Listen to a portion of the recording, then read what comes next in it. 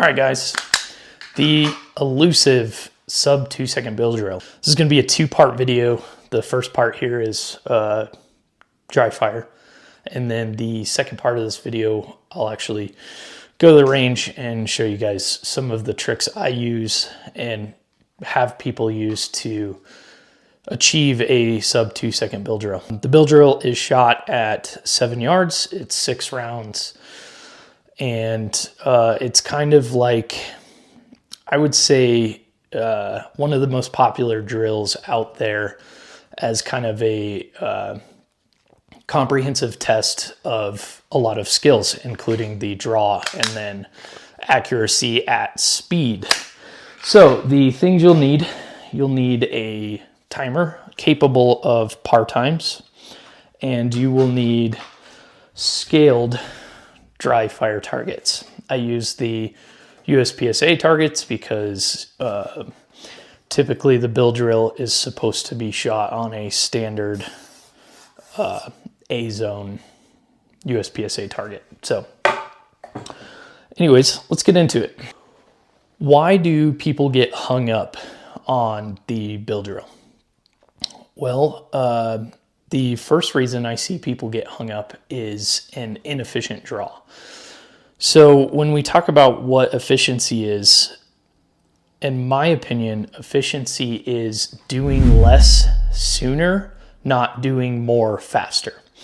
So what I mean by that is the more time you spend moving things and the more travel time the gun has or your body has, you're increasing the time it takes in order to get to the destination. It would be like driving kind of a circle around to get to your intended location versus driving straight to the intended location. Back in the day, people used to teach people to kind of draw and kind of index up at their nipple line and then press the gun straight out. This kind of creates like an L-shaped pattern, and you're kind of coming straight up and then straight out. It's just inefficient in my opinion. So I would encourage people to go ahead and come straight from the holster out to full extension in the straightest line possible. It's less travel time, and if you incorporate that hand speed along with less travel time, that is a recipe for getting a sub-second draw, which you are going to need in order to achieve a sub 2-second bill drill. Next part to inefficient draw is not allowing your support hand to be lazy. So while you are getting your grip with your firing hand, bring your support hand to the gun so you can spend this entire extension time building your grip. I see a lot of people try to grab it way out here. I see people kind of like come up and then come under as they go to full extension. All of those things are wasting time and wasting movement. The last thing I would suggest is as you are coming to full extension, keeping the gun level as you come out. There's some people who say that you need to use the front sight in order to find your dot, so they kind of come up at this weird canted angle and then come down onto the dot and kind of drop it from 12. Personally, like we talked about before, the principles of inefficient movement, making this rotate a lot is inefficiency. So coming up in the same position the gun will be when it's at your eye line will reduce travel time and create an environment for the gun to move in the most efficient path possible. The second reason I see people not being able to achieve a sub 2-second bill drill is they are over confirming on the target. At 7 yards, you really don't need to see a super still, steady dot in the center of the A-zone. This little thing right here is pretty big at 7 yards. It's a decent sized target, but it's big enough to where you don't need to be like, oh yeah, my dot's in the center, I'm good to pull the trigger, nice slow squeeze, see the dot somewhere in here and start firing. That's all you have time for. Anyways, one way that you can kind of mitigate this is setting super aggressive par times on your timer. So if we break down the math of the bill drill, if I'm able to shoot 2/10 second splits, I can get 5 splits in a second. 5 shots in a second, that means I have to get my first shot off within the first second of the bill drill.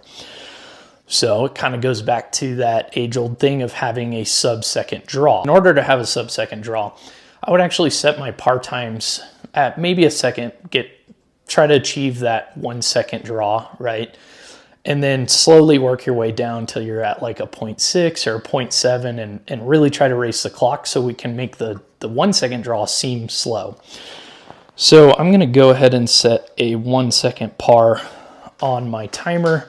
I'm gonna get set up and I'm gonna go ahead and demo my draw at 1 second. Target up so I actually have something to aim at, and let's do this. Okay, and the important part is I'm seeing a flash of my dot on the target. I'm not allowing to let this thing get super still. I'm not actually pulling the trigger yet. I'm just making sure I see some sort of red on the target. Let's knock it down a little bit. Let's do a 0.9. And actually, this is kind of the order of operations I would go in. I would start at like a second, make sure you can achieve that, and then slowly work it down.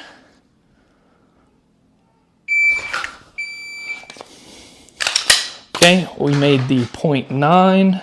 Let's go down to 0.8. Your 0.7. Whew, that's fast. I don't know if I can make that 0.7, but we'll try.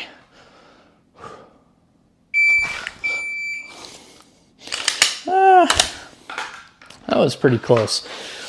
The important part here is that you're honest with yourself. Did you actually see the kind of flash of the dot on the target in that time frame? But what this is going to do is it's going to force you to kind of go fast and get a really quick confirmation on the target. Anyways, that's par times.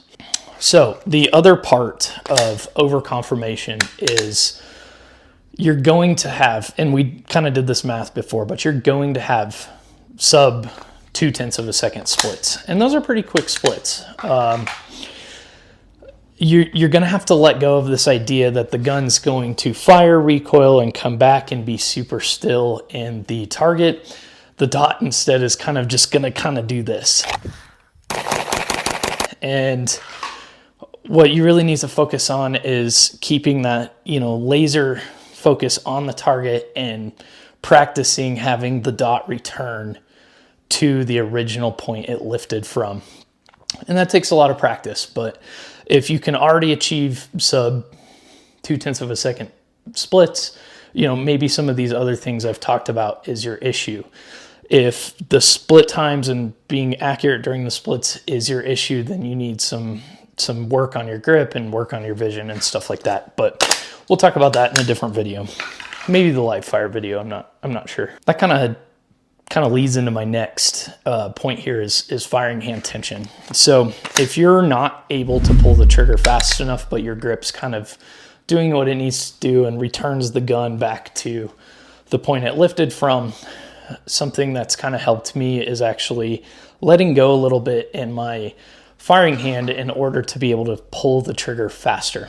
So if I'm super tense and I'm grabbing onto that gun super hard with my firing hand, it's not allowing my digits to move more independently.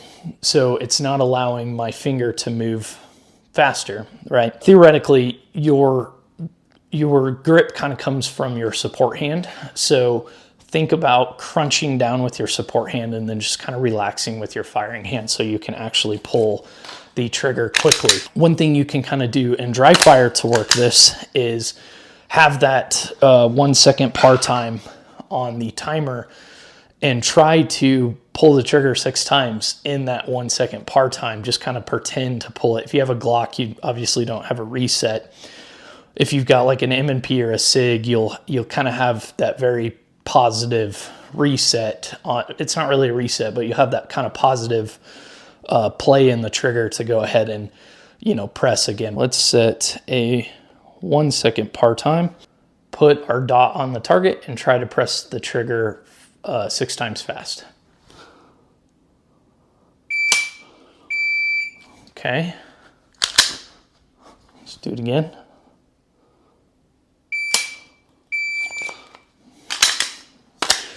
All right.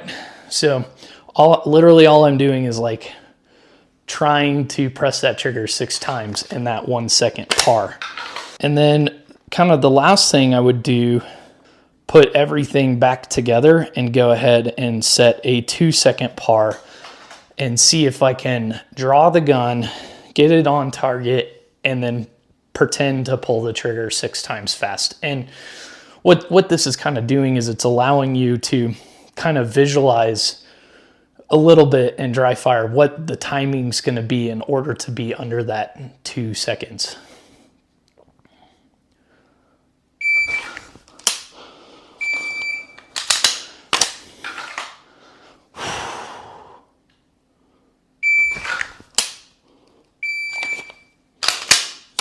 My eyes kind of came off the target for a minute there.